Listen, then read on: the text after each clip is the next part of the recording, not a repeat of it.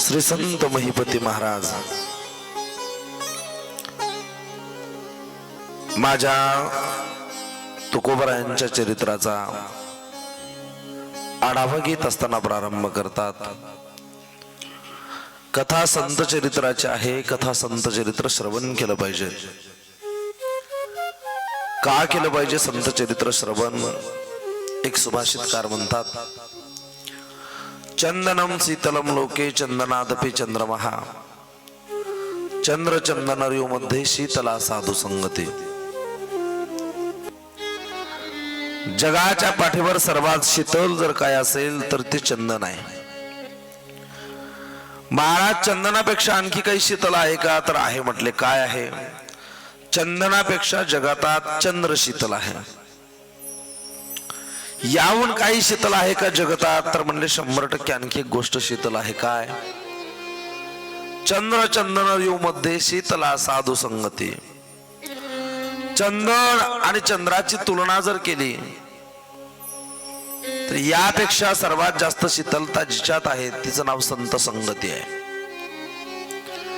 काय प्राप्त होतं सतसंगतीने? विनो सतसंग विवेक न होई, राम कृपा विनु सुलभ न सोई. याही पलीकडे मी नेहमी सांगत असतो, माणसाच्या जीवनामध्ये संगत संताची घडणं अत्यंत गरजेची. का? सप्ताह म्हणलं की लोकांकरता 2 परवान्या फार महत्वाच्या आहेत. एक संगतीची आणि दुसरी पंगतीची. आता आपल्याकडे असतील ना 7-8 दिवस पंगती. संगत आणि पंगत या 2 गोष्टीला विशेष महत्व देतो आपण. बऱ्यापैकी मी लोकांना नेहमी सांगत असतो, 7 दिवस कथा श्रवण करत असताना तुमच्याकडून पंगत चुकली तर चालेल, संगत नाही चुकवायची.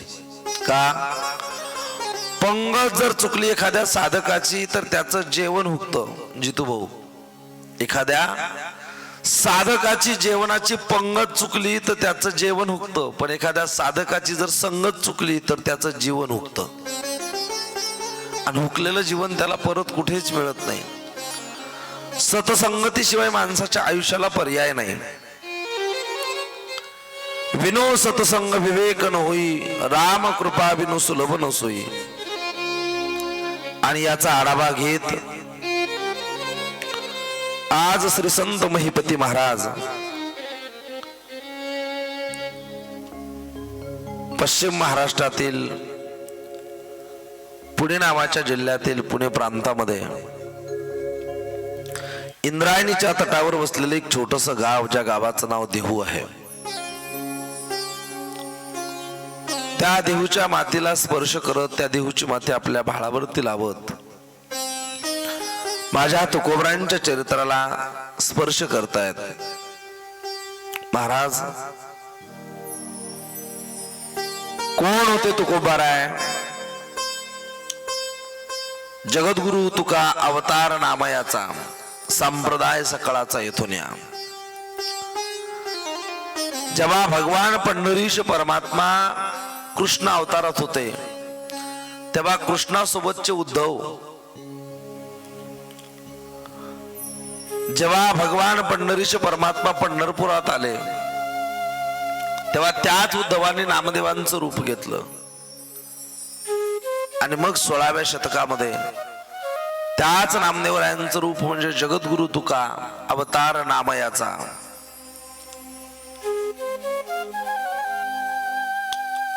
काय झालं म्हणे, या देहू मध्ये जगद्गुरु तुकोबरायांची 8वी पिढी जी राहत होती, त्या 8व्या पिढीतले मूळ पुरुष श्री संत विश्वंभर बाबा. गळगंज श्रीमंती आहे, घरी व्यवसाय आहे.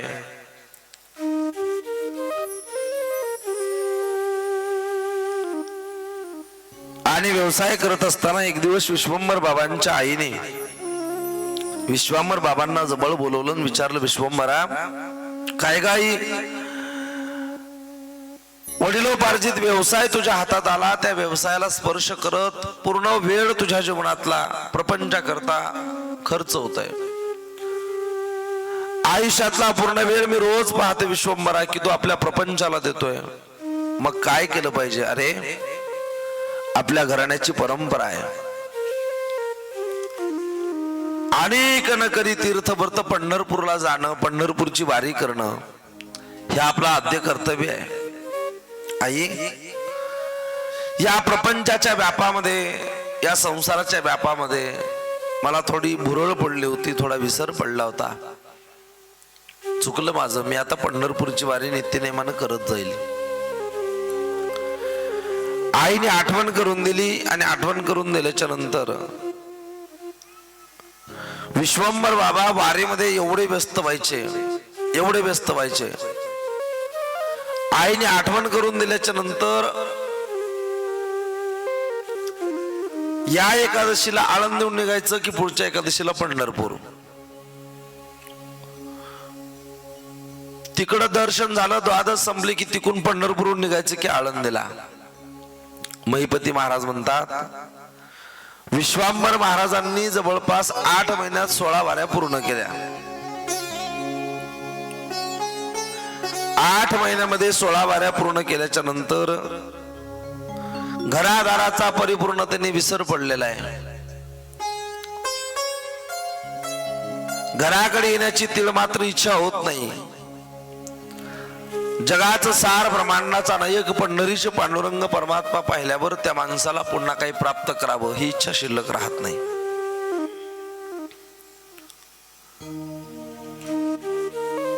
त्या 8 महिन्यामध्ये ज्या 16 वाऱ्या केल्या विश्वंभर बाबांनी, त्या वाऱ्या करत असताना त्यांना देहाचा विसर पडला, प्रपंचाचा विसर पडला.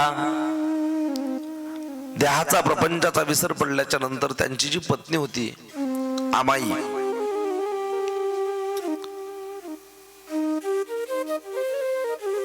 या आमाईला मनोमन विचार यायचा की बाबा नेमकं हे सगळं पंढरपुराच्या रस्त्यावरती परिपूर्ण जर आयुष्य गेलं. आईला विचारायचा, सारखा आता पंढरपूरची आठवण करून दिली म्हणून सारखा पंढरपूरला जातोय, आळंदीला जातोय. एखादा लेकरू घरात जर आगावपणा करत असेल, घरात जर ते थोडं तडतड करत असेल तर त्याच्या आईला वाटतं की याला महाराज केलं पाहिजेत, याला माळ घातली पाहिजेत, याच्या गळ्यामध्ये संप्रदायाचं लेणं घातलं पाहिजेत. ती माळ याकरता घालायची असते आपल्याला की ती माळ घालून त्याच्यातली थोडीफार सात्विकता वाढली पाहिजे. आणि पांडुरंगाची माळ गळ्यात घातल्यावर सुद्धा लोकांना वाटतं की त्यांनी प्रपंच व्यवस्थित केला पाहिजेत. आपल्या लेकराच्या कंठावरती माळ घालत असताना आपलं लेकरू परिपूर्ण पांडुरंगाचं व्हावं या अपेक्षेने कुणीच त्याच्या गळ्यात माळ घालत नाही.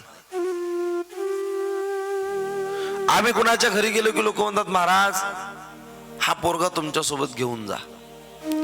महाराजाला जर कोणी म्हटलं हा पोरगा तुमच्या सोबत घरी घेऊन जा की समजून चालायचं की हा पोरगा घरी नितांत आणि भयंकर त्रास देतोय. महाराजाने एवढा कंटाळा आणला की भयंकर त्रास देतोय, पोरग घेऊन जा. आतल्या खोलीत एक पोरग असतं स्टडी टेबल वरती अभ्यास करणार. आम्ही का म्हटलं, आई याला नेतो. नाही महाराज, त्याला नेऊन कसं चालेल, तो सोडला की आमचा आधार कोण आहे. देवाकडे जात असताना आपण देवाचं लेणं गळ्यात घातल्यावर परिपूर्ण देवाचं व्हावं ही अपेक्षाच नसते आपली. आणि मी नेहमी सांगत असतो, परमार्थात आलेल्या माणसाने अपेक्षा कशा करायच्या. परमार्थात आल्यावर आणि गळ्यात माळ घातल्यावरती माणसाच्या अपेक्षा ह्या सामान्य माणसाकडून नसल्या पाहिजेत. ज्याच्या नावची माळ घातली त्याच्याकडून एक अपेक्षा कराव्यात, आणि ज्याच्या हाताने माळ घातली त्याच्याकडून एक अपेक्षा कराव्यात. मी म्हणतो, सद्गुरूच्या रूपाने एक संत आणि या जीवाचा मालक म्हणून एक भगवंत, संत आणि भगवंत जर सोडले तर पारमार्थिक माणसाने इतराकडून अपेक्षा नाही केल्या पाहिजेत. आणि इतर सामान्य जीव तुमच्या अपेक्षा पूर्णही करू शकत नाही. आमाईच्या लक्षात आलं की आपण विश्वंभर बाबांना वारीची आठवण करून दिली, पोरगा मस्त घरी राहत होता. आणि आता वारीची आठवण करून दिल्याचा परिणाम, याला घराचा रस्ता दिसत नाहीये. आईने एक दिवस सांगितलं, विश्वंभरा, परमार्थाच्या वाटेवरती तुला उभं करून माझी काही चूक झाली का? का गाई असं का विचारतेस? गेले 8 महिने झाले पंढरपूरच्या रस्त्याने तुझ्या 16 वाऱ्या पूर्ण झाल्या. घराकडे किती दुर्लक्ष आहे तुझं. काय केलं पाहिजे? अरे घरी ये कधीतरी, घरचा विचार कर, प्रपंचाकडे बघ. हा विचार केला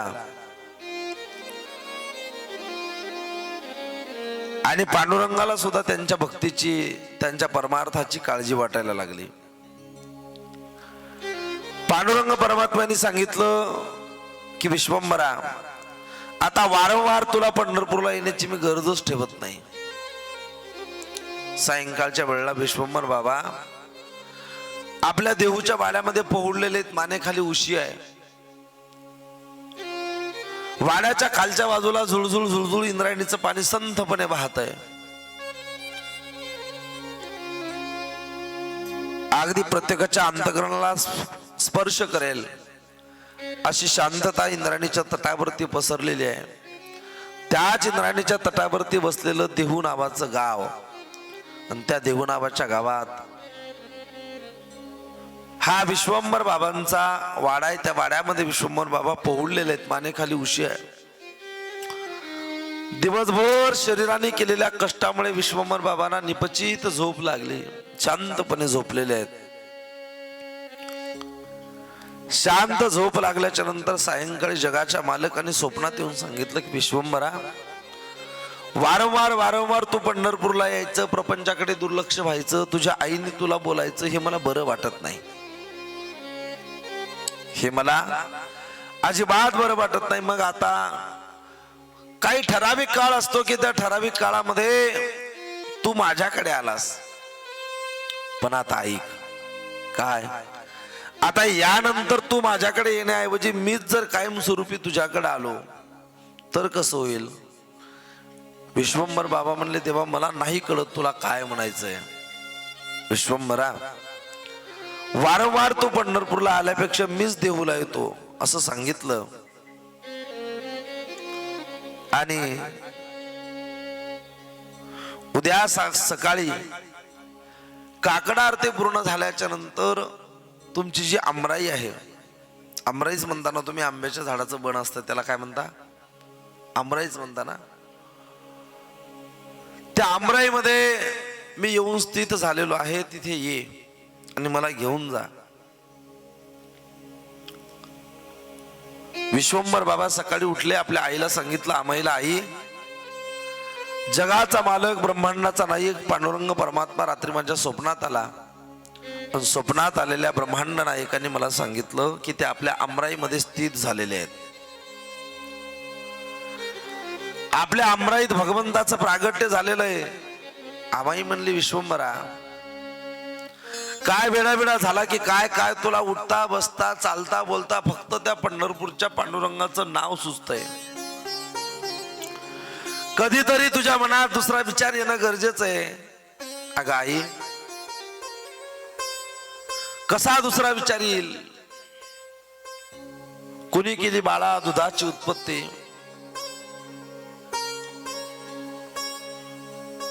आईच्या गर्भामध्ये असताना तुझ्या गर्भात त्यानेच मला सांभाळलं. जगाचा आविष्कारही त्यानेच केला. आणि जगाचा मालक, ब्रह्मांडाचा नायक तो आहे. तू म्हणते त्याची आठवण काय? ते मी म्हणतो, कधीतरी त्याची आठवण केल्यापेक्षा त्याला क्षणभरही विसरलं नाही पाहिजे. नाथ महाराजांनी सांगितलं एका ठिकाणी की देवा, माझे मन लागो तुझे चरणी, संसार व्यसनी पडवणे दे. तुकोबराय सुद्धा म्हणतात, संसाराचे अंगी अवघीच व्यसने, आम्ही या कीर्तने शुद्ध झालो. या संसाराच्या व्यसनामध्ये आमचं जीवन जर गुरफटत गेलं तर आम्हाला भगवंताची प्राप्ती होईल का? आई, मला त्या पांडुरंगाला भेटायचंय, मला त्याची प्राप्ती करायची, आणि त्याच्या प्राप्ती करता हा अट्टहास करणं नितांत गरजेचं आहे. मग आता त्याने माझ्या स्वप्नात येऊन सांगितलं ना, तो आमराईत आला, मग आपण एकदा आमराईत जाऊन पाहायला काय हरकत आहे? आपण एकदा आमराईत जाऊन पाहायला काय हरकत आहे? आई म्हणली, विश्वंभरा, तुझ्या डोक्यात काहीतरी सारखं वेगळं चालू होतं. आई, एकदा माझं ऐक. देहूची 4-2 प्रतिष्ठित लोक बोलवली. 4-2 प्रतिष्ठित लोकांसहित आंबिल्यांच्या आमराईमध्ये जाऊन पाहिलं. जगाचा मालक, ब्रह्मांडाचा नायक तिथं प्रगट झालेला होता, पंढरीश पांडुरंग परमात्मा.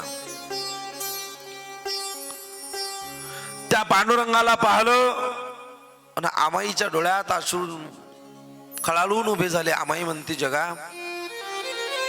जगजनी त्या भगवंता पांडुरंगा, सकाळी माझ्या मुलाने मला जेव्हा सांगितलं की तू स्वप्नात आला होतास, तू आमराईत आलेला आहेस, मला त्याचं सर्व खोटं वाटत होतं. काय आंबिल्याच्या घराण्यावरती, काय तुकोबरांच्या घराण्यावर जगाच्या मालकाचं प्रेम असेल. पंढरपूर सोडून देहूत जाण्याची इच्छा झाली. आपण 1000 वेळा पंढरपूरला जाणं म्हणजे परमार्थाची सफलता नाहीच. आपण 1000 वेळा आळंदीला जाणं म्हणजे परमार्थाची सफलता नाहीच. आपण 1000 वेळा त्याला भेटण्याकरता पंढरपुरात गेल्यावर त्याने एकदा तरी वडे गावात आलं पाहिजे, हे आपल्या परमार्थाचं फळ आहे. आपण 1000 वेळा आळंदीला चक्रा मारल्याच्या नंतर आळंदीतल्या समाधीच्या राजाने, ज्ञानोबरायांनी एकदा तरी वडे गावात येणं म्हणजे आपल्या परमार्थाचं सार्थक आहे. अहोरात्र आपण भगवंताचं भजन करणं, भगवंताची आठवण करणं, याचं नाव परमार्थ नाहीच. अहोरात्र भजन करणाऱ्या भक्ताची कधीतरी त्यांना आठवण केल्यावर आपल्या परमार्थाची पूर्तता होत असते. आणि परमार्थाचा हेतूही तोच असला पाहिजे. जेवढ्या वेळा मी त्याची आठवण करतोय, कदाचित एखाद्या वेळा तरी त्यांनी माझी आठवण केली पाहिजे. आपण आवडंबर करून नाही चालणार, कधीतरी त्यांनी आपली आठवण करावी याकरता परमार्थ केला पाहिजेत. आमाईने 2 हात जोडले, तिसरं मस्तक पाकवलं आणि जगाच्या मालकाला, ब्रह्मांड नायकाला म्हणते, देवा, पंढरपूर सोडून तो देवत स्थित झाला, माझ्या मुलाला दर्शन देण्याकरता इथे आला. फार आनंदाची भाव आहे. मला अश्रू अनावर झाले सगळ्या पंढरपूरच्या मंडळीने.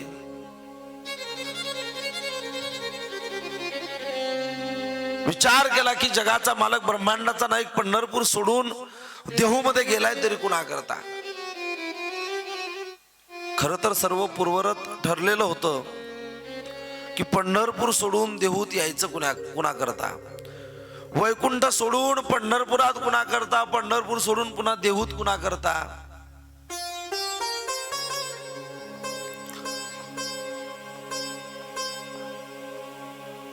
त्या आमराईमध्ये जगाच्या मालकाचं प्रागट्य झालं, ब्रह्मांड नायकाचं प्रागट्य झालं. ब्रह्मांड नायकाचं प्रागट्य झालेलं पाहून आमाई मातेसहित देहूतल्या अनेक लोकांना आनंद झाला, विशेष आनंद झाला.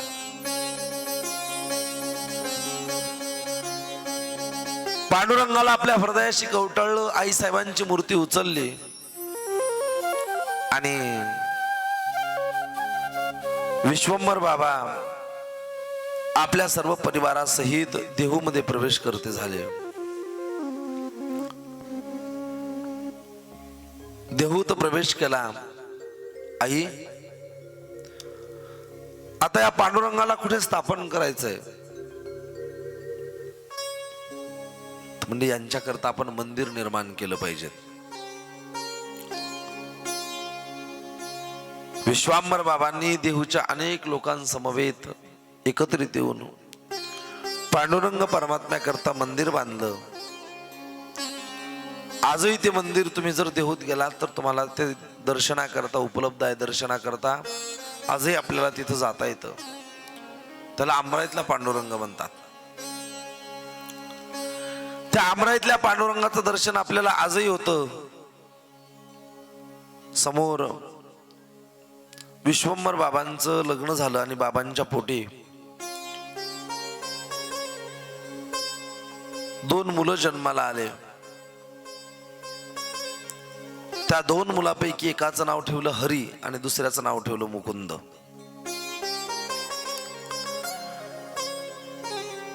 हरी आणि मुकुंद असं दोन लेकरांची नावं ठेवली. या दोन लेकरांची नावं ठेवल्याच्या नंतर आता प्रपंचामध्ये आनंदाचं वातावरण निर्माण झालेलं आहे. या आनंदाच्या वातावरणामध्ये दोघही बंधू हरी आणि मुकुंद विश्वांबर बाबाने देह ठेवल्याच्या नंतर सैन्यात भरती व्हायला निघाले. बहुधा आपल्याला सर्वांनी तुकोबरायांचं दारिद्र्य, तुकोबरायांची शांती, तुकोबरायांचा संघर्ष, तुकोबरायांच्या घराण्याची सोज्वळता एवढंच सांगितलं. पण आपल्या वारकरी संप्रदायाच्या परंपरेमध्ये चैतन्य पंथातलं, चैतन्य संप्रदायातलं जे घराणं होतं आंबिल्यांचं, त्याचं सहज घराणं नव्हतं. तुकोबरायांच्या अगोदरची जी 7वी पिढी आहे, हरी महाराज आणि मुकुंद महाराज, या हरी आणि मुकुंद महाराजांच्या चरित्राचं वर्णन आल्याच्या नंतर असं कळतं की वारकरी संप्रदायाने सुद्धा एका हातात शस्त्र आणि एका हातात शास्त्र ठेवलेलं आहे. हरी महाराज आणि मुकुंद महाराज दोघांचा विवाह झाला. विश्वांबर बाबांचा अंतकाळ परिपूर्ण झाला, कार्यकाळ संपला आणि विश्वांबर बाबांनी भगवंताच्या प्राप्तीला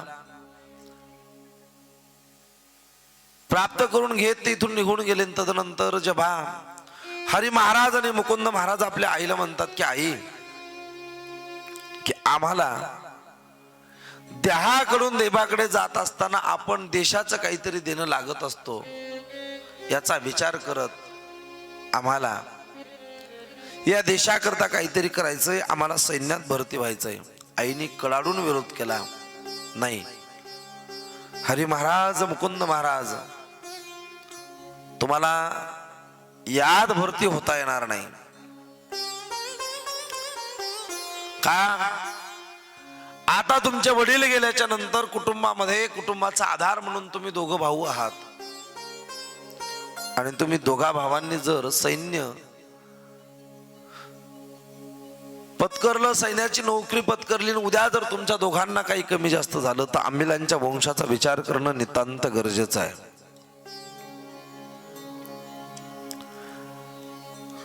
आईचा विरोध होऊन सुद्धा ती दोन्ही मुलं ऐकली नाही आणि मुकुंद महाराज, हरी महाराज दोघांनी सैन्यामध्ये भरती करून घेतलं स्वतःला. बरेच दिवस तिकडे राहिले आणि राहत असताना घरी निरोप पाठवला की आई, आमच्या सपत्नीक आपणही आमच्याकडे यावं.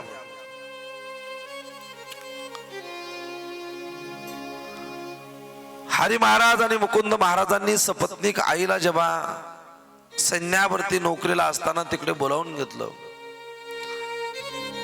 आई वारंवार सांगायची हरी आणि मुकुंद महाराजांना की आपण देऊला परत जाऊ, गडगंज श्रीमंती आहे, काही कमी नाही आपल्याकडे, भली मोठी जहागिरी आहे, महाजनकी आहे, आणि एवढं सर्व असून सुद्धा तुम्हाला ही नोकरी करायची काय गरज आहे आई?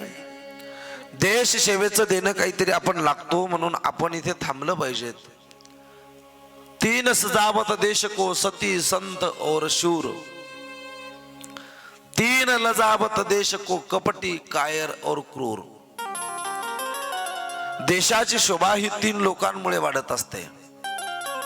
एक सती पतिव्रता स्त्रीमुळे,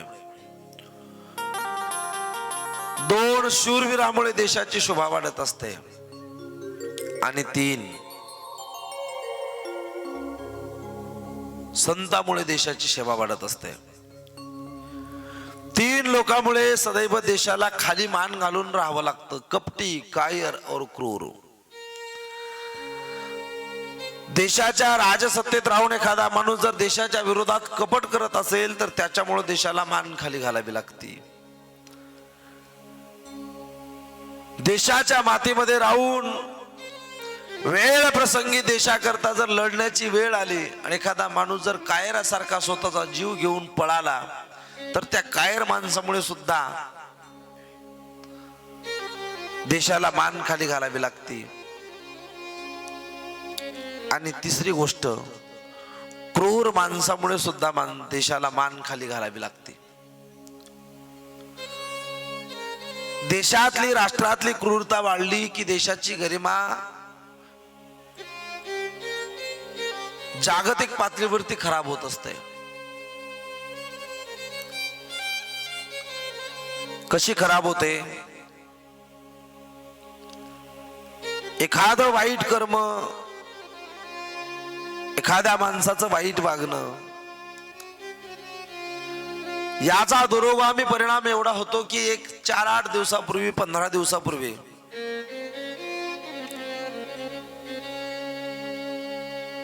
आपल्या महाराष्ट्राच्या मातेमध्ये एका चिमुरडीवरती बलात्कार झाला, 3 वर्षाच्या मुलीवरती. आणि क्रूरतेने त्या मुलीच्या चेहऱ्यावरती भला मोठा दगड टाकून तिची हत्या करण्यात आली. त्या घटनेचा विचार केल्याच्या नंतर 100% जागतिक पातळीवरती आपल्या देशाची गरिमा मलिन होत असते. 3 सजावत देश को, सती संत और शूर, 3 लजावत देश को, कपटी कायर और क्रूर. मुकुंद महाराज आणि हरी महाराज सांगायचे आईला, आई देशाची शोभा 3 लोकांमुळे वाढत असते आणि आम्ही त्या 3 लोकांपैकी एक आहोत. आम्ही भाग्यवान आहोत. आईने अनेक वेळा सांगितलं, पण हरी महाराज आणि मुकुंद महाराजांनी कधीच आईचं ऐकलं नाही, कधीच ऐकलं नाही. आई म्हणायची, तुमच्या अंतःकरणात देशाच्या प्रती जो भाव आहे तोच भाव माझ्याही अंतःकरणात आहे. पण बाबा, देश सेवेचं आपण देणं 100% काही ना काही लागत असतो. पण जर तुम्हाला काही झालं तर काय? आणि आईच्या मनातला तो विचार एक दिवस खरा झाला. युद्धाला निघालेली दोन्ही मुलं हरी महाराज आणि मुकुंद महाराज एका युद्धाच्या प्रसंगामध्ये धारातीर्थी पडले. रात्रंदिवस आम्हा युद्धाचा प्रसंग, अंतर्मन बाह्य जग. रणी निघता शूर न फिरे माघारी. तुकोबाराय म्हणतात, एकदा का शूरवीर रणात निघाला की तो मागे फिरून पाहत नाही. आणि मग हरी महाराज आणि मुकुंद महाराज युद्धाच्या मैदानावरती गेले. युद्धाच्या मैदानावरती गेल्याच्या नंतर दोघांना धारातीर्थी पडावं लागलं. या देशाकरता आपला देह समर्पित केला. वारकरी संप्रदायाच्या 7व्या पिढीचा इतिहास आहे. वारकरी संप्रदाय धर्म मंडपात बसून जर लोकांना शास्त्र सांगत असेल तर वारकरी संप्रदायातल्या तुकोबरायांच्या 7व्या पिढीने देशाकरता धारातीर्थी पडून समर्पण केलं होतं. वारकरी संप्रदायामध्ये फक्त भक्तीलाच प्राधान्य आहे असं नाही. तुकोबरायांच्या 7व्या पिढीकडे पाहिल्यावर तुम्हाला कळेल, मुकुंद महाराज आणि हरी महाराज देशाकरता धारातीर्थी पडले होते, तर वारकरी संप्रदाय भक्ती आणि देशभक्ती दोन्हीला सुद्धा प्राधान्य देतो. एवढा श्रेष्ठ संप्रदाय हा, एवढा श्रेष्ठ संप्रदाय आहे. महाराज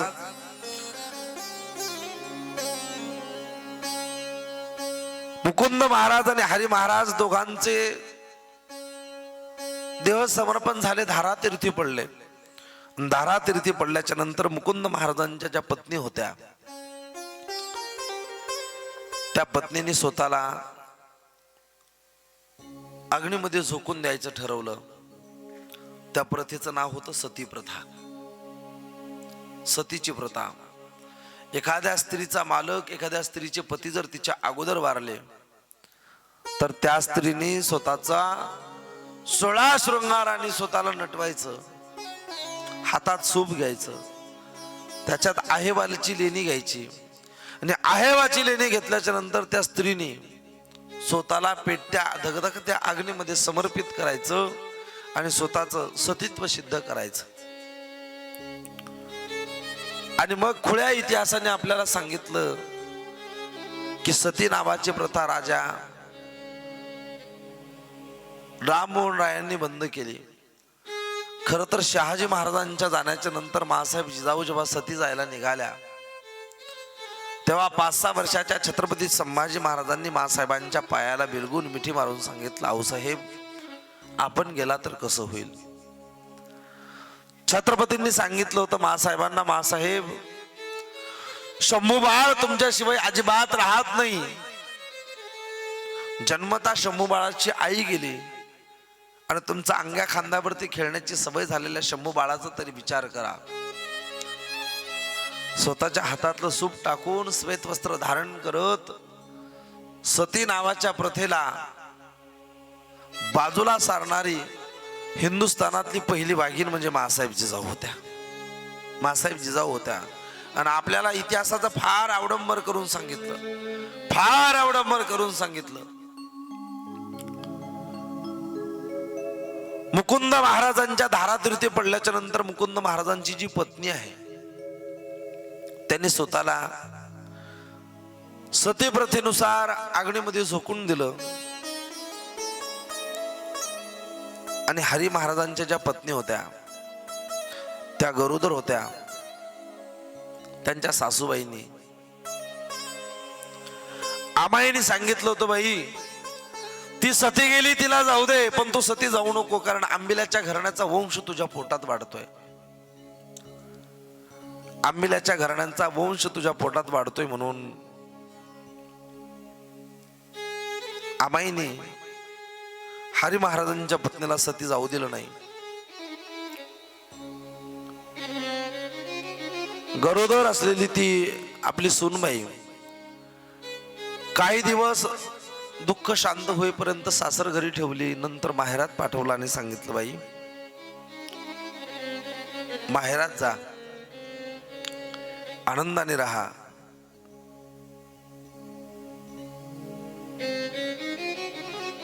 आणि मग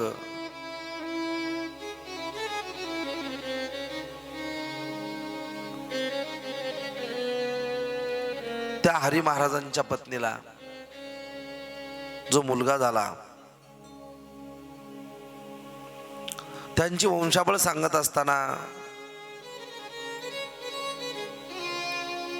महाराज सांगतात,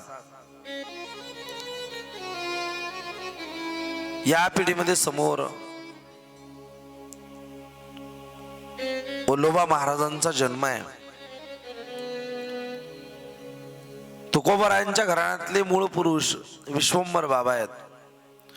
विश्वंभर महाराजांना 2 मुलं झाली, हरी महाराज आणि मुकुंद महाराज. त्यातले मुकुंद महाराज धारातीर्थी पडल्याच्या नंतर त्यांच्या पत्नीने स्वतःला सती नेलं आणि त्यांचा वंश थांबला. विश्वंभर बाबांचे चिरंजीव हरी महाराज, हरी महाराजांच्या धारातीर्थी पडल्याच्या नंतर त्यांच्या पत्नीच्या गर्भात जे बाळ वाढलं त्या बाळाचं नाव विठ्ठल महाराज आहे. विठ्ठल महाराजांचा विवाह झाला. विठ्ठल महाराजांच्या पोटी पदाजी महाराज जन्माला आले. पदाजी महाराजांनी वारकरी संप्रदायाचा वारसा जपत जपत पांडुरंग परमात्म्याची वारी जपत पदाजी महाराजांच्या पोटी शंकर महाराज जन्माला आले. शंकर महाराजांच्या पोटी कन्हैया महाराज जन्माला आले. आणि कन्हैया महाराजांच्या पोटी आता बोल्लोबा महाराज जन्माला आले. आणि या बोल्लोबा महाराजांपासून आता तुकोबरायांचा वंश वृद्धीला जाणार आहे. तोपर्यंत आपण सर्वांनी 1 मिनिटभर माझ्या तुकोबरायांचं भजन करूयात. ज्ञानोबाराया तुकोबाराया ज्ञानदेव तुकारामच्या गजरामध्ये, आणि परत आपण तुकोबरायांच्या चरित्राकडे येऊयात. विश्वंभर बाबाच्या या पिढीमध्ये विश्वंभर बाबा, विश्वंभर बाबांचे हरी बाबा, हरी महाराजांचे विठ्ठल महाराज, विठ्ठल महाराजांच्या पोटी जन्माला आलेले पदाजी महाराज, पदाजी महाराजांच्या पोटी श्री शंकर महाराज, शंकर महाराजांच्या पोटी कन्हैया महाराज, आणि कन्हैया महाराजांच्या पोटी बोल्लोबा महाराज. आणि याच बोल्लोबांच्या आणि माँ कनकाईच्या पोटी तुकोबारायांचा जन्म होणार आहे का?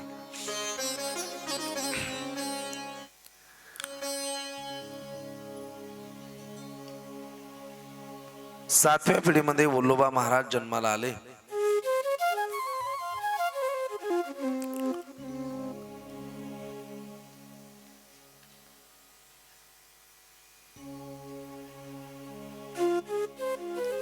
सातव्या पिढीत जन्माला आल्याच्या नंतर वल्लोबा काकांचं लग्न झालं. वल्लोबा काकांचं लग्न झालं आणि वल्लोबांच्या अर्धांगिनी कनकाई आहे. 7 दिवसामध्ये नाही काही लक्षात आलं तरी संतांचा परिचय लक्षात ठेवा निदान. मी नेहमी सांगत असतो आपण सद्भाग्यवान आहोत. एक तर आपल्याला भारतासारख्या देशात जन्म भेटला आणि भारतात जन्म भेटून आपल्याला महाराष्ट्रात भेटला आणि महाराष्ट्रात भेटून आपल्याला ज्ञानोबराय तुकोबराय राष्ट्रसंतांच्या नंतर भेटला. हे आपलं भाग्य आहे. जर कदाचित आपण 12व्या शतकाच्या अगोदर जन्माला आलो असतो जितूभाऊ तर आपल्याला ज्ञानेश्वरी वाचायला भेटली नसते, आपल्याला गाथा पाहायला मिळाली नसती, आपल्याला ग्रामगीता पाहायला मिळाली नसती, आपल्याला राष्ट्रसंतांचे संतांचे साधू संतांचे शब्द अनुभवता आले नसते. भाग्य तरी हेची. भाग्याचा उदय झाला आपला भारतात महाराष्ट्रात जन्म झाला आणि त्यातल्या त्यात ज्ञानोबराय तुकोबरायांच्या साधू संतांच्या नंतर जन्म झाला. 7व्या पिढीमध्ये वल्लोबा महाराज जन्माला आले आणि वल्लोबांच्या पत्नी कनकाई देवी आहेत. कनकाई सोबत लग्न झालं आणि घरातली महाजनकी पाहत असताना घरातलं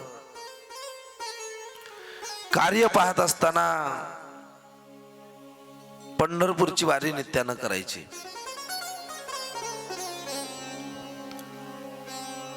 पंढरपूरची वारी करत असताना अनेक दिवसांचा कालावधी गेला, बरेच दिवसाचा कालावधी गेला, वेळ गेला. घरातली महाजनकी सांभाळत व्यवहार व्यापार पाहत जेव्हा वल्लोबा महाराज पंढरपूरला जायचे आणि पंढरपूरला गेल्याच्या नंतर ब्रह्मांड नायकाचं दर्शन घ्यायचं, पांडुरंगाचं दर्शन घ्यायचं. पांडुरंगाचं दर्शन घेतलं की महाराज घरी यायचे. घरी आले की घरी आल्याच्या नंतर कनकाई त्यांच्या चेहऱ्याकडे पाहायच्या आणि मनात विचारायचा, काल देहूवरून जेव्हा मालक पंढरपुराकडे गेले तेव्हा शांत आणि संयमातला गंभीर चेहरा होता. आज पंढरपुरावरनं परत आले तर येत असताना ते हसत हसत आले आणि किती आनंदाचा किती सुखाचा प्रपंच असू द्या, घरात जर नवरा विनाकारण हसला तर बायकोला बरं वाटत नाही. ती तिंदा विचारते, तुम्हाला हसायले काय झालं सांगा, हसा काऊन येऊ राहिला. जर नवरा म्हणला मी असाच हसलो होतो, ती बाई पुन्हा म्हणते मी तुम्हाला मॅट दिसून राहिली का, असंच हसायले. म्हणजे लग्न झालेला माणूस स्वतंत्रपणे हसू सुद्धा शकत नाही. आमच्याकडे अशी काही मंडळी पाहिली मी की लग्नाच्या अगोदर तरुण पोर म्हणायची, महाराज शादी के बाद लाइफ बदल दूंगा.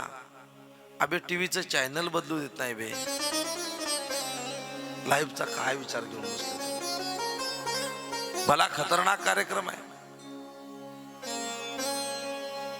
एक पहिलवान मित्र होता आमचा, पहिलवान जितूभाऊ. तो का असा रस्त्यानं चालला की पोर म्हणायची हमारा शेर आया. त्याला सगळे म्हणायचे वाघ आला वाघ. सप्त्यात चटया टाकायला वाघ, पत्रिका छापायला वाघ, सगळे काम करायचा. लग्न झालं त्याच दुसऱ्या वर्षी वाघ सप्त्यात दिसतच नव्हता. पोरं म्हणत महाराज, मला काय रे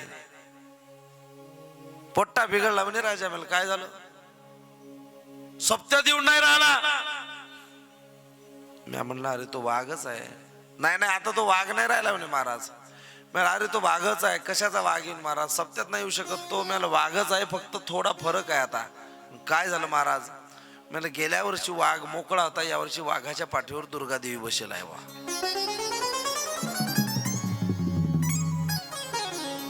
दुर्गादेवी का वाघाच्या पाठीवर बसली? किती त्याला मंडपात येऊ देत नाही. आपल्या गावात असतील असे काही वाघ आहेत का? असतील तर तुमच्या लक्षात ठेवा, त्याचे नाव सांगू नका. हो महाराज,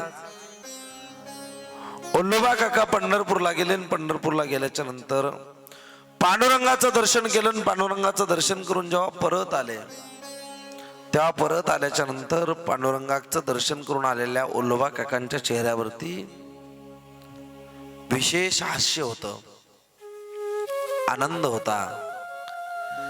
त्या आनंदाकडे पाहिलं. कणकाईंनी प्रश्न विचारला, मालक जी, काल पंढरपूरला जात असताना धीर गंभीर चेहऱ्याने गांभीर्य घेऊन गेला होता आपण. हो, आज आपण पंढरपुरावर न परत आला आणि आपला चेहरा आम्हाला सदैव हसरा दिसतोय. असं आपल्याला काय मिळतं पंढरपुरामध्ये? तर ओल्लोबाने सांगितलं, कनकाई, नाम तुम्हारा तारणहारा रूप कितना सुंदर होगा, जिसकी रचना इतनी सुंदर ओ कितना सुंदर होगा. अग, संसारातल्या प्रपंचातल्या किती यातना झाल्या तरी त्या सगळ्या यातना धीर गंभीर चेहऱ्याने घेऊन पंढरपूरला जायचं. आणि तिथे गेल्याच्या नंतर माझ्या मालकाच्या चेहऱ्याकडे, पांडुरंगाकडे पाहायचं. त्याची आणि तुमची नजरानजर का झाली की तो तुमच्या सर्व दुःखांचं हरण करतो. सगळे दुःख विसरतो माणूस. आणि ज्या मनाला कालपर्यंत, तिथे जाईपर्यंत दुःखाची सल होती, त्याला काय एकदा पाहिलं की तुमच्या मनातल्या दुःखाची जागा रिकामी होती आणि त्या जागेत परमात्मा येऊन बसतो. तुकोबाराय म्हणतात, त्याला पाहिलं की तो वेध लावतो, वेड लावतो आणि जीवामध्ये जडून बसतो. एक प्रमाण आहे माऊली, देखील या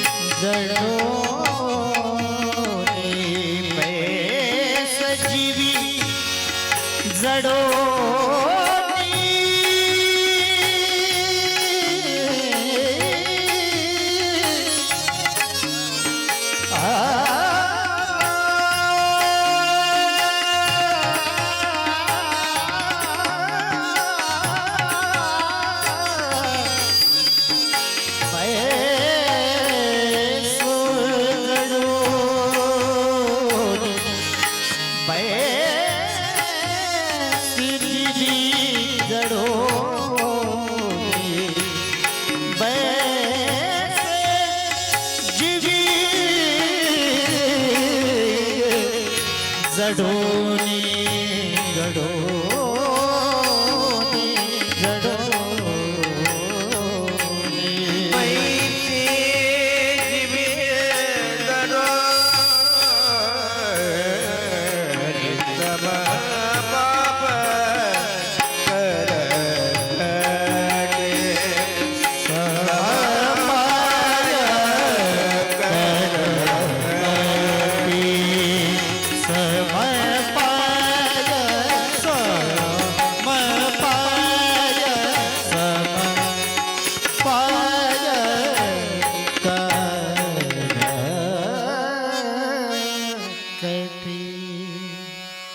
का तुम्हाला आनंद होतोय?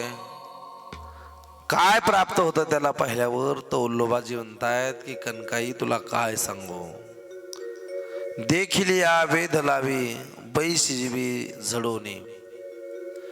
त्याला पाहिलं की तो माणसाच्या मनाला वेध निर्माण करतो, ओढ निर्माण करतो,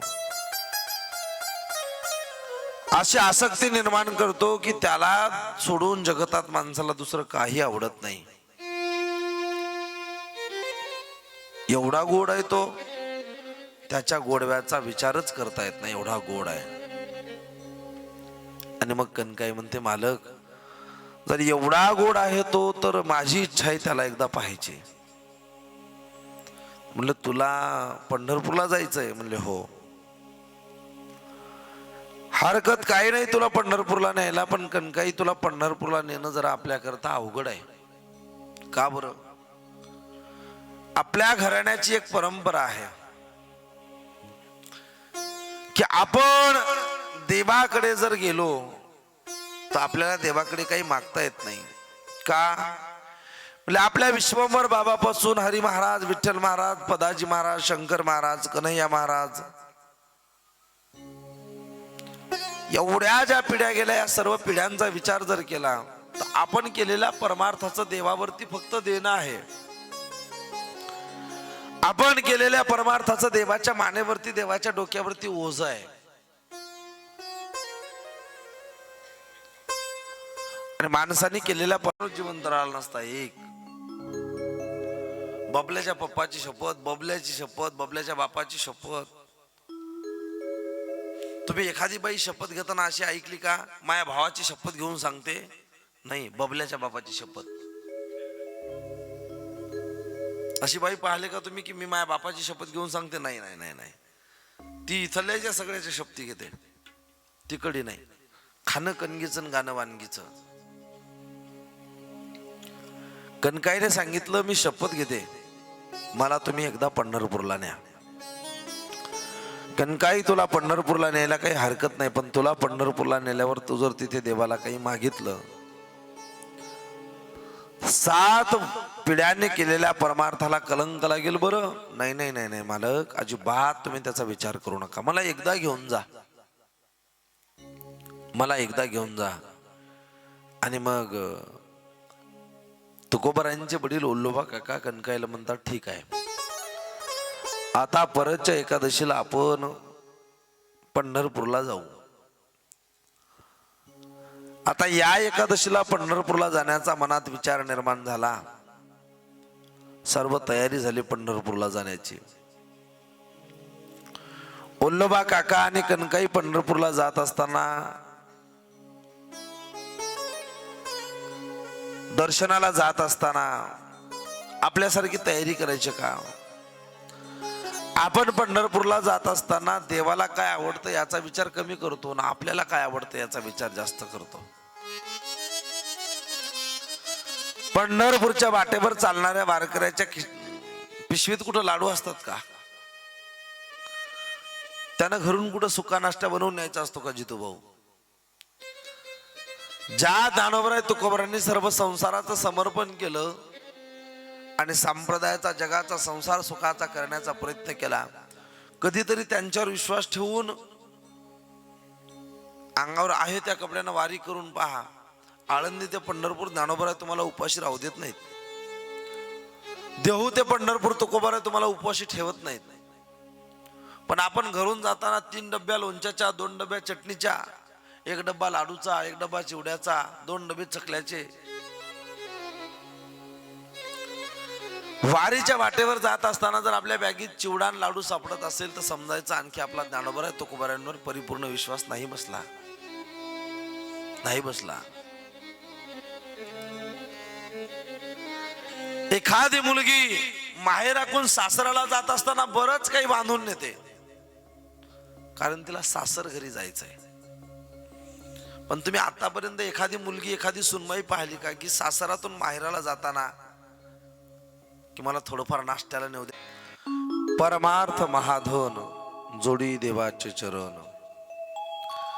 परमार्थ हे असं महादान आहे की जिथे देवाच्या चरणाची प्राप्ती होते. आणि मग ओलोबा काका सांगतात कणकाईला, कणकाई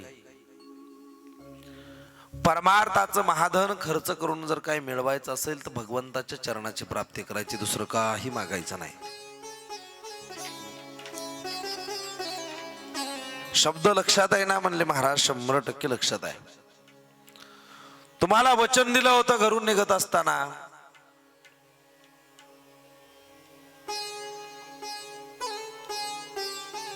नामदेव पायरीपर्यंत आले, नामदेव पायरीचं दर्शन घेतलं, गणपती कोण्यापाशी आले आणि लाकडी मंडपातून आत गेले. 16व्या शतकाचा काळ होता जवळपास, फार गर्दी कमी असायची, मोजकी लोक दर्शनाला. सगळ्यांनी दर्शन घेतलं आणि ते दर्शन घेतल्याच्या नंतर ओलोबा काकांनी पांडुरंगाच्या चरणावरती आपला माथा टेकवला आणि ओलोबा काका समोर डाव्या बाजूने बाहेर निघाले. ओलोबा काका बाहेर निघाल्याच्या नंतर पाठीमागून काही मंडळी दर्शन घेत सर्वजण बाहेर निघाले. आणि आता कणकाईचा नंबर आला. कणकाईने 2 हात जोडले पांडुरंगाकडे पाहिलं. मनात विचार आला, या भगवंताकडे पाहिल्यावर माझ्या मालकांना आनंद होतो, काय असं यात? आपला माथा टेकवला आणि पांडुरंगाकडे पाहण्या अगोदर वाकलेल्या माथ्याला जगाच्या मालकांनी कमरेवरचा हात काढला आणि स्पर्श केला. काय कणकाईचं भाग्य असल, पहिल्यांदा दर्शनाला गेल्या गेल्या पांडुरंगाने कमरेवरचा हात डोक्याला लावावा. डोक्याला स्पर्श झाला आणि कणकाईने इकडे आजूबाजूला पाहिलं, कोण आहे गाभाऱ्यात, कोणाच्या हाताचा स्पर्श झाला. हा मनात विचार आला आणि जगाच्या मालकाने सांगितलं कणकाईला, आई इकडे वर बघा, वर. कणकाई परत इकडे तिकडे पाहायला लागली. अरे माझ्याकडे बघा, ज्याच्या समोर तुम्ही उभे आहात तो जगाचा मालक, ब्रह्मांडाचा नायक, पंढरीश पांडुरंग परमात्मा, रुक्मिणी प्राण संजीवन. देवाकडे पाहिलं. कणकाईने विचार केला, देवा तू हा मीच. काय म्हणतोय आई? वाळवंटातून जेव्हा तुम्ही इकडे वर निघालात तेव्हापासून पाहतोय तुमच्या चेहऱ्यावरती नाराजी दिसतीये.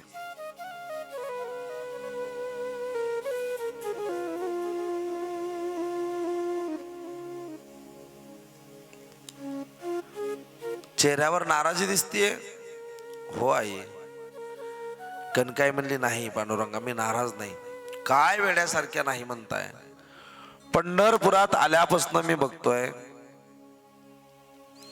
चंद्रभागेचं स्नान झालं, पुंडलिकाचं दर्शन झालं, आणि तुम्ही जेव्हा मंदिराकडे निघालात तेव्हापासून पाहतोय मी तुम्हाला, तुम्ही नाराज आहात. नाही, मी नाराज नाही आहात. कणकाई नाराज नव्हतीच. पांडुरंगानं तिला वारंवार नाराज आहात, नाराज आहात, नाराज आहात म्हणून नाराज केलं. एखादा सामान्य माणूस साधा विचार करतो, तात्पुरत्या कालावधीमध्ये त्याला विचाराने घेरलेलं असतं, म्हणून तो विचारात मग्न असताना लोक म्हणतात हा मॅड झाला. सारखा विचार करतो हा मॅड झाला. एकाने म्हटलं की दोघं, दोघांनी म्हटलं की तिघं, तिघांनी म्हटलं की 4 जण. बघता बघता त्याला अनेक लोक उठता बसता म्हणतात हा मॅड आहे, हा पागल आहे. तो पागल नसतो, पण अनेक लोकांनी म्हटल्यामुळं तो पागलपणा करायला प्रारंभ करतो. एखादी गोष्ट नसतेच, पण ती वारंवार वारंवार उच्चारण केलं की त्या गोष्टीचा परिणाम होतो. कनकाई नाराज नव्हतीच, पण पांडुरंगाने सांगितलं आई तुम्ही काही म्हणा, तुम्ही नाराज आहात. मी गमतीनं सांगत असतो, एखादी गडगंज श्रीमंत घराण्यातली मुलगी लग्न झालं, 500 एकराच्या मालकाला दिली. लग्न झालं आणि परतीनं आलेल्या मुलीला न्यायला स्वतः तिचे मालक आले. दारात 45 लाखाची फॉर्च्युनर उभी आहे. सासर घरी गेल्यावर तिच्या हाताखाली काम करायला 4 बाया आहेत.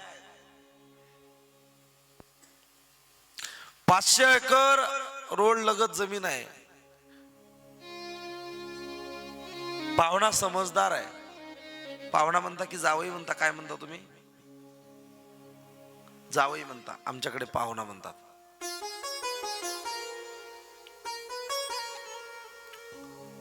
जावई समजदार आहे. सासू आईसारखं प्रेम करेल अशी आहे, वडिलासारखं सांभाळतील असे सासरे आहेत त्या मुलीचे. पण एवढं सर्व असताना सुद्धा ती मुलगी जेव्हा आपल्या माहेरातून सासराकडे निघते, तर एवढं सुख, एवढा आनंद म्हणल्यावर त्या पोरीला दुःख कशाचं? अजिबात दुःख नाही.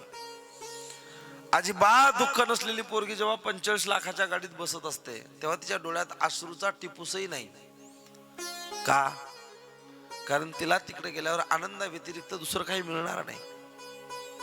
पण जेव्हा ती मुलगी गाडीत बसत असते, तेव्हा गावातली एक बुड्डी तिथं उभी असते. आणि ती बुड्डी त्या पोरीला म्हणते, पिंके जाऊन राहिली काय तू? जाता काय मग आता? जाजो मग, सरेच जा लागते. पाहिजो बाई, गेल्यावर फोन घेऊन करजो. त्या पोरीला रडायचं नव्हतं, तिच्या जीवनात आनंद होता, ती सुखी होती. पण बुड्डीनं तिले आव आणून आणून आणून आणून तिले रडवलं. ती 45 लाखाच्या गाडीतून उतरते आणि बुड्डीच्या गळ्याला पडते, आणि 4 पदराचा गळा एकदाच उकलते बिचारी. का? तिला रडायचं नव्हतं, पण तिच्या भोवतालचं वातावरण तसं निर्माण झालं. म्हातारी रडायला लागली. म्हातारीचं पाहून शेजारी रडली, शेजारीचं पाहून काकू रडल्या, काकूचं पाहून आई रडीन. 4 बाया रडल्यावर तिला रडणं झालं. नाही रडाव तर पुन्हा ती गेल्यावर आपण पाठीमागं म्हणतो काय बेशरम होती, तिला रड नाही आला. म्हणजे हे एक प्रपंचातलं फार व्यतिरिक्त आहे. मी नेहमी सांगत असतो, जितू भाऊ, माणसाला घरात संसारात हसायला आलं पाहिजे, आणि धर्ममंडपात बसल्यावर विचार आला पाहिजे की गेले 50 वर्षाचं आयुष्य संपलं माझं, मला माझा देव भेटला नाही, मला माझा पांडुरंग भेटला नाही, मला माझ्या ज्ञानोबरायांनी दर्शन दिलं नाही, माझ्या तुकोबरायांनी दर्शन दिलं नाही. याचा खेद मनात निर्माण झाला पाहिजे. माणसाला मंडपात रडायला आलं पाहिजे. आपलं उलट चाललं, आपण मंडपात आल्यावर हसतो आणि घरात गेल्यावर रडतो. इथं आल्यावर आपल्याला वाटतं हसायला मिळालं पाहिजे, आणि संसारात गेल्यावर लोक रडतात संसारिक गोष्टीसाठी. ज्या गोष्टी नाशिवंत आहे त्याच्यासाठी रडणं चालू आहे.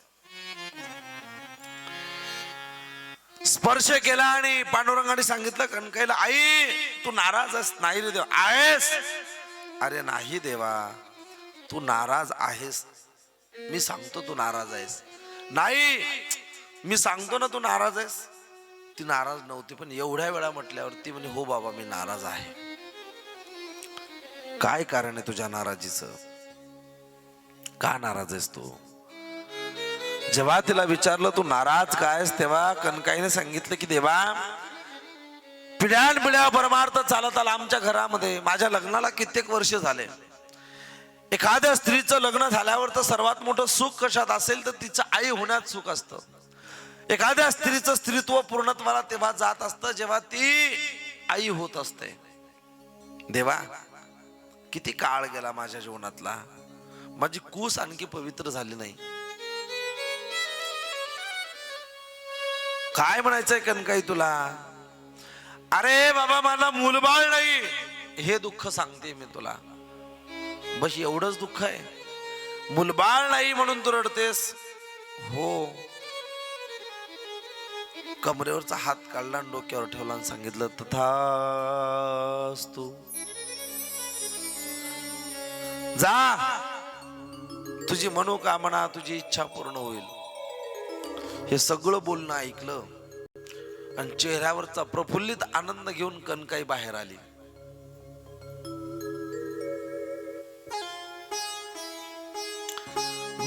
कनकाई. बाहेर आलेल्या कनकाईला ओल्लोबा काकांनी पाहिलं. ओल्लोबा काका कनकाईला म्हणतात, कनकाई जी, बराच वेळ लागला, कुठे होतात? दर्शनाला आतमध्ये थांबले होते. हो, पण आता तुमच्या पाठीमागे गाभाऱ्यात कुणीच नाही. एवढा वेळ का लागला? कनकाई म्हणते, पांडुरंगासोबत बोलत होते. चक्कर झाली ओल्लोबा काकांना. एवढं आयुष्य गेलं, माझ्यासोबत कधीच बोलला नाही. पहिल्याच चक्रात बोलला. पंढरपूरला काही बाया जातात ना, म्हणजे ज्या बाईनं इकडं लोक शेजारच्या वावरात तुरीला शेंग ठेवली नाही, ज्या बाईनं अख्ख्या हिवाळ्यात आमटी म्हणता का सोल्याची भाजी म्हणता तुम्ही? सोल्याची भाजी करण्याकरता ज्या बाईनं कधीच घरच्या रानातल्या शेंगा आणल्या नाही, तिनं शेजाऱ्याची तूर वरपून आणली. ती बाई पंढरपूरला गेल्यावर आम्हाला सांगते, जितू भाऊ, बाबाजी काय सांगा तुम्हाला, पांडुरंगाच्या दर्शनाला गेलते, असं दर्शन घेतलं म्या आणि असे पाय नरम सूत लागले मल्ले देवाचे. घरच्या सोल्याची तुया भाजी नाही खाल्ली, लोकांच्या शेंगा चोरल्या तुया, आणि तुया हाताले पाय नरम लागतात का? अहो, देव कुणाला भेटावा त्याला काही मर्यादा आहेत का नाही बापू? निष्ठावंत भाव भक्तांचा स्वधर्म, भाव भक्ताचा सुधर्म, निर्धार हे वर्म चुकू नये. ओल्लोबा काका म्हणतात, कनकाई, आपण निर्धार केला होता भगवंताच्या दर्शनाला आल्यावर त्याला काही मागायचं नाही. मग आता तुम्ही म्हणताय देवासोबत तुमचं बोलणं झालं, नेमकं तुम्ही देवासोबत काय बोललात? तर कनकाई म्हटली, मालक, याच गोष्टीचा विसर पडला आणि देवासोबत माझी चर्चा झाली. देवाने मला विचारलं, कनकाई तू नाराज आहेस? मग मी सांगितलं त्याला मी नाराज आहे. अगं, पण नाराजीचं कारण काय सांगितलं? देवा, फक्त मी एवढं सांगितलं मालक की मी नाराज असण्याचं कारण माझ्या पोटी मुलबाळ नाहीये. मग देवाने सांगितलं मुलबाळ होईल, तथाच तू म्हणाला तो. ओल्लोबा काकांनी कपाळाला हात लावला आणि सांगितलं, काय कनकाई? अगं, त्यांनी तथाच तू म्हटलं, मुलबाळ होईल एवढं सांगितलं, पण त्यांनी काही लोकांना अशी मुलं दिली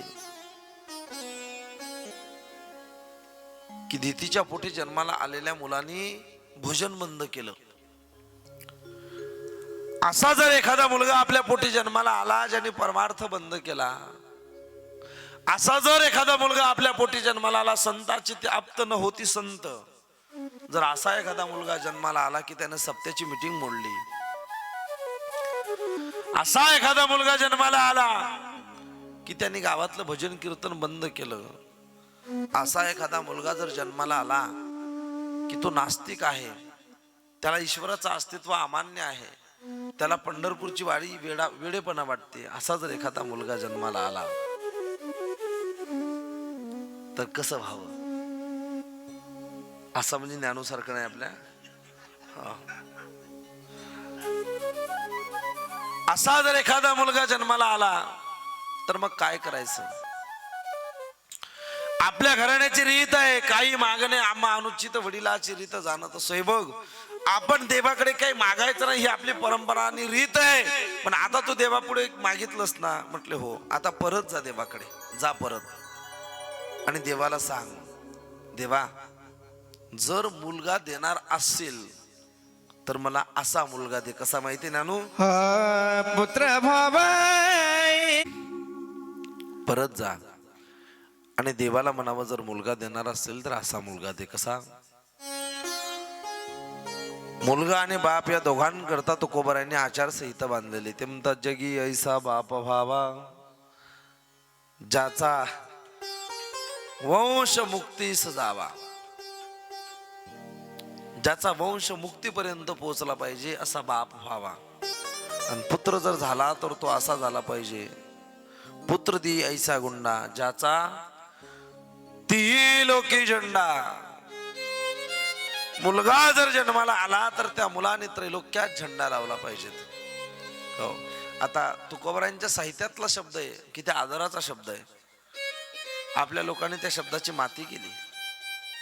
हो, आपल्याकडे लोक म्हणतात, अहो त्याचा पोरगा बरा आहे का? अहो त्याच्या पोट्याचं काय घेऊन बसले राजा, त्यांना भल्ले झेंडे लावले म्हणतात. आमच्या वाशिम जिल्ह्यात एक शब्द आहे, चांगला झेंडा लावला. हो, मी काय एखाद्या दिवशी कीर्तनात कमी जास्त बोललो की आमचे बापू गाडीत बसल्या बसल्या म्हणतात, दादा चांगला झेंडा लावला तू आज. झेंडा लावणं म्हणजे आगाऊपणा करणं. पण ज्याचा तीही लोकी झेंडा, कोणता झेंडा? ज्यानं परमार्थाचा झेंडा फडकवला पाहिजे, परमार्थ मोठा केला पाहिजे.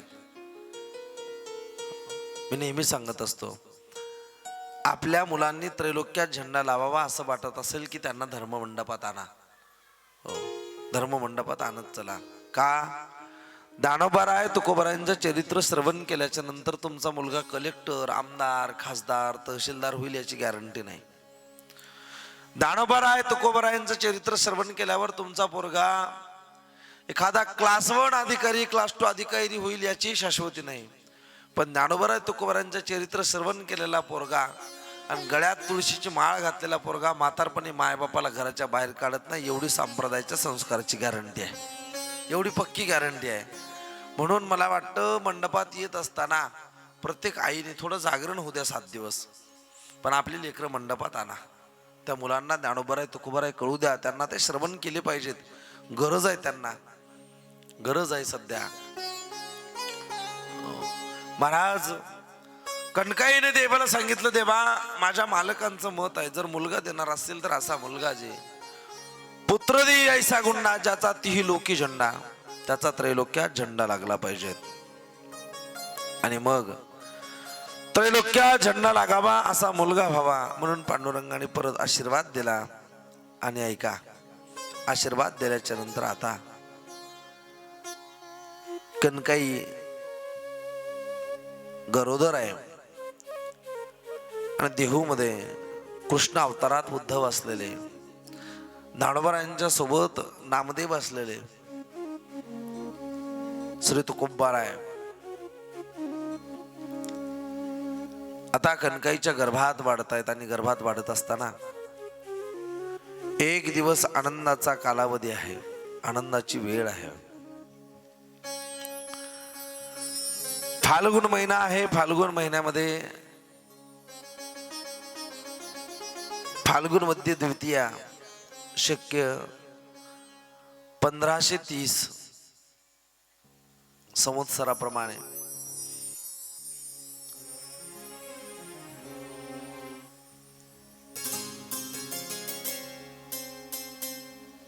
आणि या दिवशी मा कणकाईच्या पोटी एक बालक जन्माला आलं. त्यांचं नाव तुकोबाराय आहे. तुकोबारायांना एक त्यांच्यापेक्षा मोठे बंधू होते, त्यांचं नाव सावजी आहे. आणि तुकोबारायांना त्यांच्यापेक्षा एक छोटे बंधू होते, त्यांचं नाव कान्होबा महाराज आहे. सावजी महाराजांचा संत साहित्यामध्ये चरित्राचा विरक्तीचा उल्लेख आहे, पण सावजी महाराजांनी कुठे संत साहित्य निर्माण केलं किंवा सावजी महाराजांची काही आख्यानं किंवा सावजी महाराजांची काही कवनं अजिबात नाहीत, तशी ती सापडत नाहीत. कान्होबा महाराजांनी काही अभंग रचना केल्या, त्या आजही आपल्या संप्रदायात फार आनंदाने म्हटल्या जातात. सकाळी काकड्यामध्ये वचन ऐका कमळापती, माझी रंकाची विनंती, कर जोडितो कथे काळी, आपण असावी जवळी. त्यात शेवटी सांगितलंय, तुकया बंधू म्हणे देवा, किंवा तुकया बंधू म्हणे भावा, मज निरवावे देवा. हा कान्होबारायांचा अभंग आहे. तुकोबारायांचा कनकाईच्या पोटी फाल्गुन मध्ये द्वितीया शक्य संवत 1530 साली जन्म झाला. आणि जन्म झालेले तुकोबाराय घरामध्ये हळूहळू हळूहळू हळूहळू लहानाचे मोठे व्हायला लागलेत. घरात तुकोबारायांचे ज्येष्ठ बंधू असलेले सावजी महाराज आहेत. सावजी महाराजांचं मात्र प्रपंचात तिळ मात्र लक्ष नाही, सदैव विरक्त, भजन एक भजन. आणि सावजी महाराजांचं भजन म्हणजे एकांतातलं भजन, पांडुरंगाच्या प्रती अत्यंत दृढ निष्ठा. परमार्थ करणाऱ्या माणसाचा लोकांत कसा आहे यापेक्षा महत्वाचं त्याचा एकांत कसा आहे हे महत्वाचं आहे.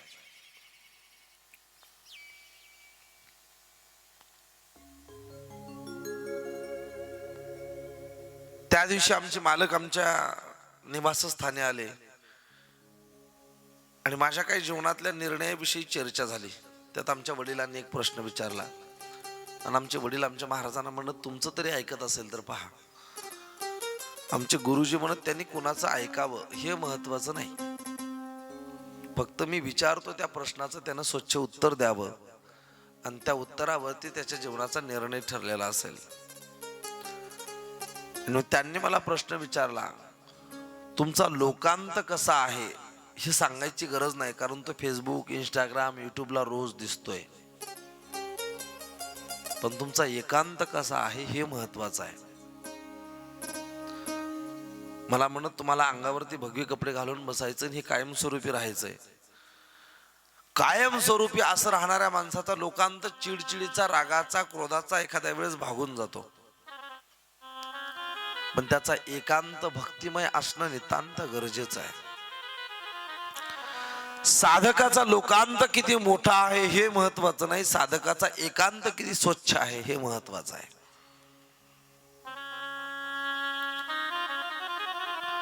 साधकाचा एकांत स्वच्छ असणं महत्वाचं आहे. लोकांतात लोकांचा विचार करणारी माणसं एकांतात एकाचा विचार करतात. एकांतात एकाचा विचार झाला पाहिजे. कोणता एक तत्वी कळा दावी हरी. आपण एकांत म्हणजे काय, या एकाचा अंत झाला पाहिजे आणि तो एक प्राप्त झाला पाहिजे. एक तत्वी कळा, ते एक तत्व प्राप्त झालं पाहिजे साधकाला. साधकाने सर्व दशा ओलांडून त्याच्याकडे जाण्याचा विचार केला पाहिजे. सावजी महाराजांचा एकांत सदैव भगवंताप्रती समर्पित आहे. तुकोबारांचे ज्येष्ठ बंधू, भजन एक भजन तुका म्हणे येथे भजन प्रमाण काय थोरपण जाळायचे. हो, त्यांना भजन वगळता दुसरं काही सुचत नाही. रात्रंदिवस भजन, रात्रंदिवस भजन.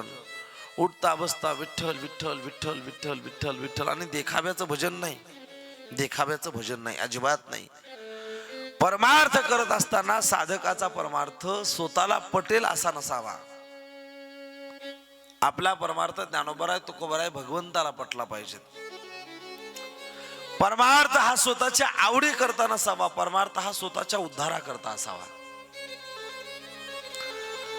ज्या दिवशी परमार्थाचं प्रतिनिधित्व करणारी माणसं आवडीनुसार परमार्थ करण्याचा टाळून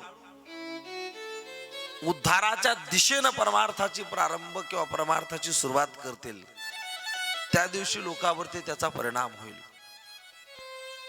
म्हणून मी नेहमी सांगत असतो, परमार्थ हा आपल्या आवडीनुसार नसावा, परमार्थ हा आपल्या उद्धाराच्या दिशेने नेणारा असावा.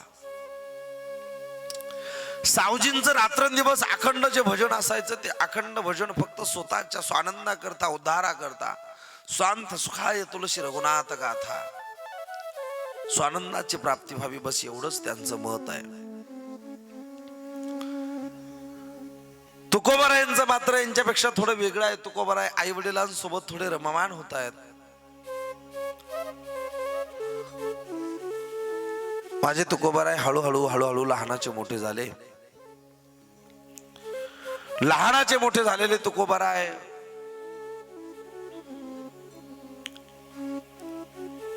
7, 8, 9 वर्षाचे झाले. 9 वर्षाचे असताना आपल्या आईला म्हणतात, आई, हे आई, काय रे तुका, आपल्या घरचे जे सालगडी आहेत, शिंदे काका, तुकोबारांची श्रीमंती होती. तुकोबारांच्या घरात काम करायला माणसं होती.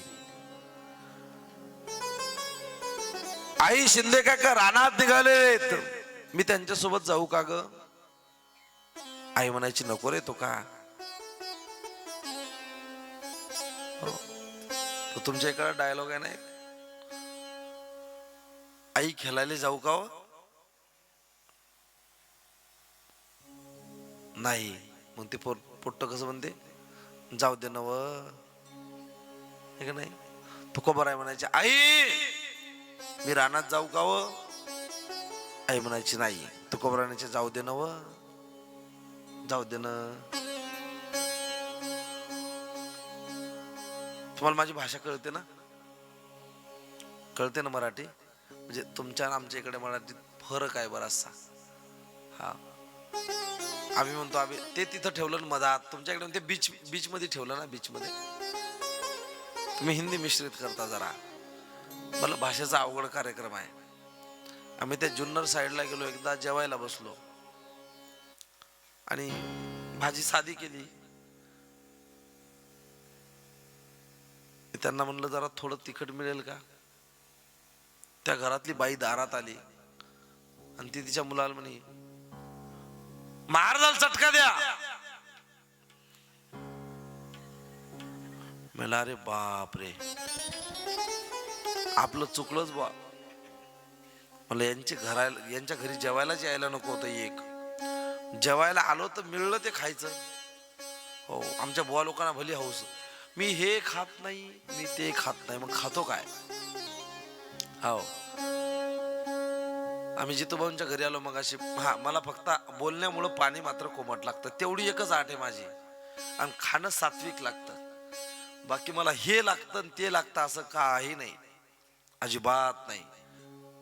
सामान्य माणसाचे खातात तेच मी खातो. बरीच लोक, आमची बुवा लोक, मी चहा पित नाही, मी दूध घेतो. तू काय बोक्या आहेस का? करे बरेच लोक, आमची बुवा लोक, बाबा लोक, मला जेवणात कांदा चालत नाही. महाराजाचा कांदा बंद नसावा, महाराजाचा वांदा बंद असला पाहिजे. मी स्पष्ट बोलत असतो. जरा कांदे बंद करून काय होतं, महाराजाचा कांदा चालून वादा बंद असावा. आमचं उलट हो राहिलं, कांदा चालू वांदा बंद असं सूत्र आहे. आमचा वांदा चालून कांदा बंद आहे. मला हे चालत नाही, मला ते काही नाही नाही नाही नाही.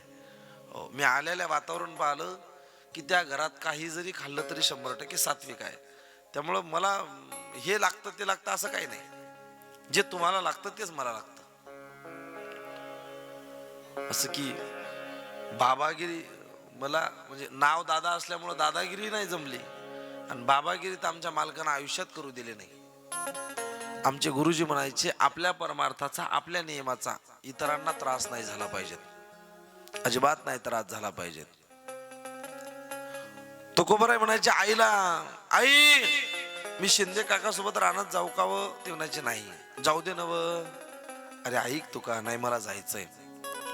आणि मग माझे तुकोबाराय 9 वर्षाचे असताना शिंदे काकांसोबत भंडारा डोंगराकडे गाई म्हशी चारायला नेल्या की इकडे जायचे.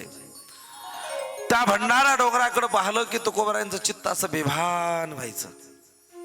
त्यांना असं वाटायचं की हा भंडारा मला बोलावतोय. दुसऱ्या दिवशी गाई चारायला नेलेल्या शिंदे काकांसोबत गेल्याच्या नंतर बोराडा पाहायचा आणि त्या डोंगराकडे पाहिलं की तुकोबारायांना आर्ततेने वाटायचं की हा डोंगर मला आतमधून आवाज देतोय, आतमधून हाक मारतोय, हा डोंगर मला बोलावतोय. वयाच्या 9व्या वर्षी तुकोबारांना कळत होतं की मला भंडारा वराडा डोंगर बोलावतोय. निर्जीव वस्तू बोलत नाहीत का? बोलतात. तुमच्या परमार्थाची ताकद तशी असली पाहिजे. गायी चरायला गेल्याच्या नंतर तुकोबारांची तिथं अनेक मित्रांसोबत मैत्री झाली. तिथे लोहगावचा संतू जगनाडे यायचा. हा संतू भविष्यात संताजी जगनाडे म्हणून प्रसिद्ध झाला. ज्या संताजी महाराजांनी तुकोबारांच्या निर्यातीत तुकोबारांचे अभंग एकत्रित करून गाथा निर्माण केला. आपल्या संप्रदायामध्ये ज्ञानेश्वरी, गाथा ही जी ग्रंथ आहेत, एकनाथी भागवत, नाथ महाराजांचं रामायण गावमा महाराजांनी लिहिलं. ज्ञानोबरायांची ज्ञानेश्वरी सच्चिदानंद बाबांनी लिहिली. तसा तुकोबारांचा गाथा जगनाडे महाराजांनी लिहिला. आणि हा जगनाडे म्हणजे कोण? हा संतू जगनाडे म्हणजे कोण? हा संताजी महाराज जगनाडे म्हणजे कोण होते? तर श्री संताजी महाराज जगनाडे तेली समाजात जन्माला आलेला एक लहानसा मुलगा, ज्याची डोंगरावरती गायी चारत असताना तुकोबारांसोबत मैत्री झाली. त्या मैत्रीचं नातं एवढं घट्ट झालं. लोक सांगतात अशी मैत्री व्हावी, तशी मैत्री व्हावी. जगात लोक अनेक मैत्रीची उदाहरणं देतात. संप्रदायांनी भरपूर काही दिलं, फक्त तुमच्याकडे चिंतन करण्याचा दृष्टिकोन पाहिजेत. तुकोबारायांसारखी आणि श्री संताजी महाराज जगनाडेंसारखी मैत्री व्हावी, जी मैत्री 400 वर्षानंतर सुद्धा वैकुंठाला गेलेल्या तुकोबारांचे अभंग गाथ्याच्या स्वरूपाने जगनाडे महाराजांनी जिवंत ठेवावेत. आणि मैत्रीचं नाव आठवलं की भंडारा डोंगराच्या तटाला गायी सांभाळणाऱ्या तुकोबारायांसोबत संताजी महाराजांची आठवण जशी लहानपणी व्हायची, तशी 400 वर्षानंतर सुद्धा शब्दांकडे पाहिलं की तुकोबारायांची आठवण यावी, आणि पूर्ण गाथ्याकडे पाहिलं की संताजी महाराज जगनाडेंची आठवण यावी. एवढी माणसाची मैत्री अमर झाली पाहिजेत.